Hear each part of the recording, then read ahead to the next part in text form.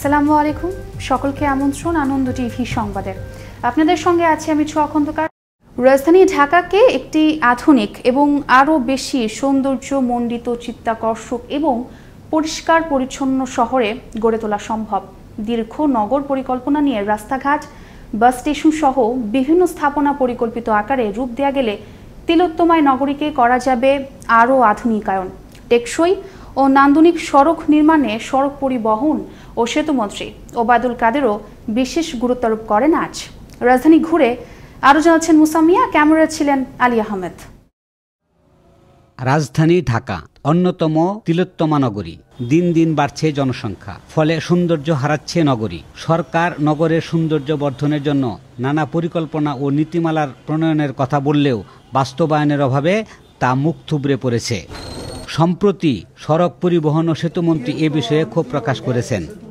অভিযোগ আছে প্রকৌশলী ঠিকাদার যোগসাজশে প্রকল্পের মেয়াদ বাড়ানো হয়, সময় মতো কাজ শেষ করে না, ব্যয় বাড়ানোর জন্য। এতে সরকারের আর্থিক ব্যবস্থাপনা পরিকল্পনা নষ্ট হয়, অর্থের অপচয় তো হয়ই, পাশাপাশি ক্ষতিগ্রস্ত মধ্যমেয়াদী বাজেট পরিকল্পনা। এই বিষয়টিকে সিরিয়াসলি দেখতে হবে। শাপলা চত্বর, দোয়েল চত্বর, সার্ক ফোয়ারা সহ যে সকল লেক ও পার্ক রয়েছে সেগুলোকে সঠিক পরিচর্যার মাধ্যমে এ নগরীকে একটি আধুনিক সৌন্দর্য বর্ধন নগরী করা সম্ভব। তবে স্থানীয় কমিশনাররা জানান, ওয়ার্ড ভিত্তিক পরিকল্পনা নিয়ে এগুলে এ সৌন্দর্য বৃদ্ধির কাজে গতি আসবে।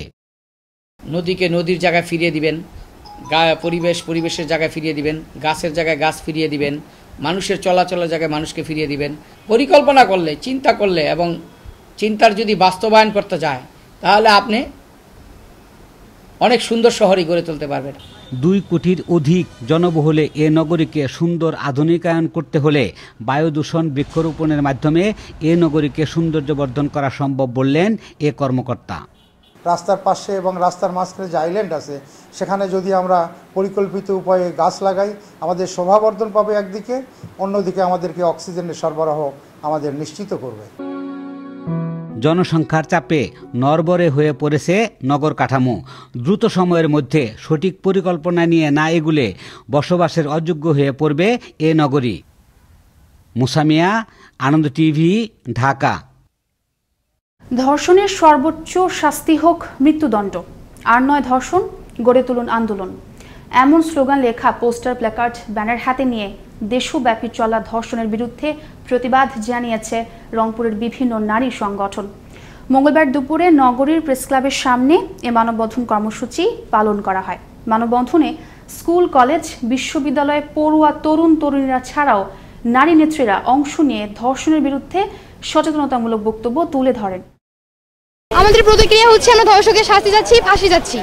নারী নির্যাতন হচ্ছে, খুন হচ্ছে, ধর্ষণ হচ্ছে, তার তীব্র প্রতিবাদ, নিন্দা জানাচ্ছি। আমরা ধর্ষকের দৃষ্টান্তমূলক শাস্তি চাই, যাতে বাংলাদেশে অন্য কোনো ছেলে, অন্য কোনো ধর্ষক জন্মাতে না পারে। জয়পুরহাটের পাঁচবিবি উপজেলার আটাপাড়া রেলগেট এলাকা থেকে একটি বিদেশি পিস্তল, একটি ম্যাগাজিন ও 7 রাউন্ড তাজা গুলিসহ রাজীব ইসলাম নামে এক শীর্ষ অস্ত্র ব্যবসায়ীকে গ্রেপ্তার করেছে র্যাব। মঙ্গলবার দিবাগত রাতে তাকে গ্রেপ্তার করা হয়। তার নামে বিভিন্ন থানায় হত্যা ও মাদকসহ 7টি মামলা রয়েছে বলে জানায় র্যাব।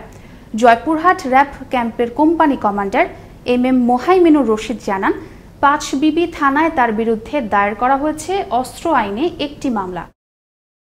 নোয়াখালীর বেগমগঞ্জের এখলাসপুরে ঘরে ঢুকে এক নারীকে মধ্যযুগীয় কায়দা নির্যাতন ও ভিডিও সামাজিক যোগাযোগ মাধ্যমে ছড়িয়ে দেওয়ার প্রতিবাদে তীব্র নিন্দা ও প্রতিবাদ এবং অপরাধীদের দৃষ্টান্তমূলক শাস্তির দাবিতে অনুষ্ঠিত হয়েছে সংবাদ সম্মেলন।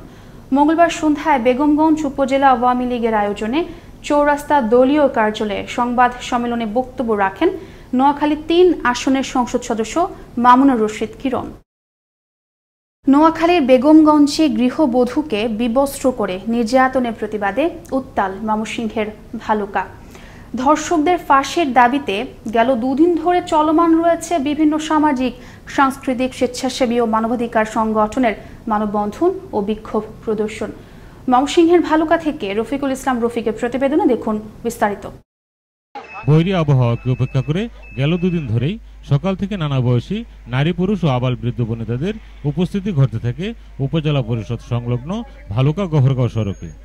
নোয়াখালীর বেগমগঞ্জে গৃহবধূর উপর ন্যাক্কারজনক হামলা ও বিবস্ত্র করে ভিডিও ভাইরাল করার ঘটনায় জড়িতদের শাস্তির দাবিতে বিক্ষোভ ও প্রতিবাদ অব্যাহত রেখেছে ক্ষুব্ধ জনতা।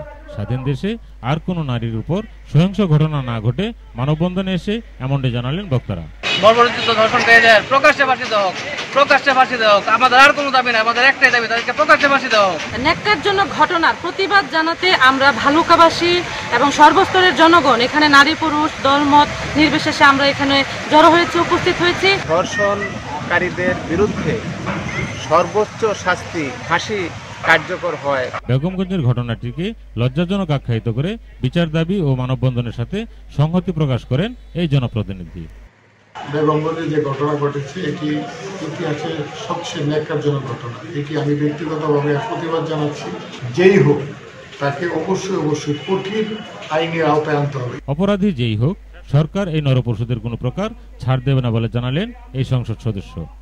সরকারের একজন কর্মী হিসাবে আমিও সর্বোচ্চ শাস্তি চাই এবং আমার সরকার ইনশাল্লাহ এর আগেও যে ঘটনাগুলো ঘটছে কাউকে ছাড় দেওয়া হয়নি, কিন্তু এখানে বিশ্বাস যে সরকার অচিরেই তাদের আইনের আওতায় এনে তাদেরকে সমস্ত আসামিকে সকল আসামিকে ধরে বিচার প্রক্রিয়া শুরু করবে। দেশের প্রচলিত আইনে অপরাধীদের দৃষ্টান্তমূলক সর্বোচ্চ শাস্তি নিশ্চিত করবে। এর জন্য সরকারের প্রতি সুদৃষ্টি আকর্ষণ করেছেন বক্তারা। রফিকুল ইসলাম রফিক, আনন্দ টিভি, ভালুকা, ময়মনসিংহ। বিক্ষোভ করেছে পাবনার ঈশ্বরদীতে নির্মাণাধীন দেশের সর্ববৃহৎ প্রকল্প রূপপুর পারমাণবিক বিদ্যুৎ কেন্দ্রে নিকিম নামের একটি প্রতিষ্ঠানের শ্রমিকরা।